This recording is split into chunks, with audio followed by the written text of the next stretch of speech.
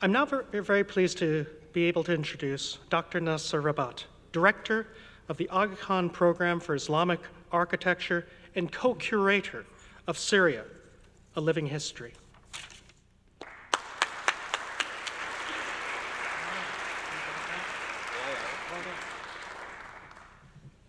Good evening, everyone. How to represent Syria, something that has occupied me for the last 40 years, both as born and raised in Syria, citizen of Syria, before coming to the US, but also as a professional, as an architectural historian, as a historian, as someone who actually cares about telling the story of Syria. This became much more urgent with the war and the destruction of the last 5 years, or a bit more than 5 years now. So I jumped on the opportunity when Henry, who is actually an amazing schemer, I have to tell you, called me while I was on sabbatical in Paris and said, I would like to take you out to dinner.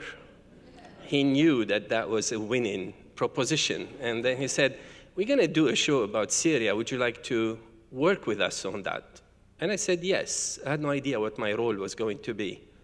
But then when he teamed me up with Phyllis, who's actually the real engine behind the show, she basically allowed my imagination about representing Syria to flow. But she's the one that sort of like put the objects to sort of like anchor it on the ground and to say, if we are going to imagine Syria this way or to represent Syria this way, these are the objects that we need to look at.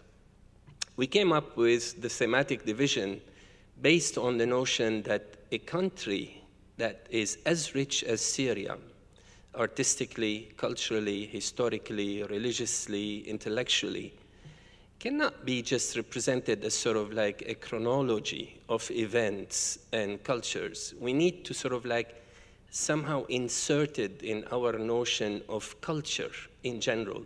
So these 5 or 6 divisions are to say that how do we distill out of culture themes that could be represented artistically? And this is what we came up with. Of course, we were governed by the objects that we had. We could perhaps actually have come up with other themes. But we're very satisfied with the way it turned out.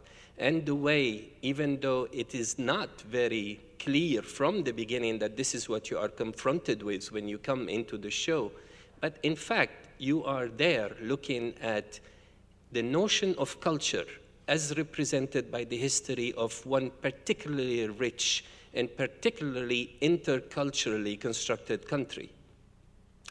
Syria, the Syria that I grew up in and thought about, is actually not the Syria that we hear about in the news today. It is the Syria of all of these cultures living together, producing together. It is the country that has maintained for all of these centuries the residues of the cultures and the religions and the ways of life of all the people and of all the cultures that have intersected on its soil.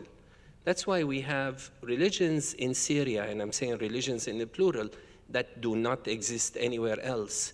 2 of them actually can be traced to pre-monotheistic religions. They're surviving today in an environment that has been totally monotheized, turned into a monotheistic environment. So we wanted this show to tell the world that this is a part of the world that in its history, in its artistic history, reflects the intersection of all the cultures around the Mediterranean and in Asia and in Arabia that have come together, sometimes violently, sometimes peacefully, but have left all the traces on the soil of the country that we would like this show again to distill out of that story.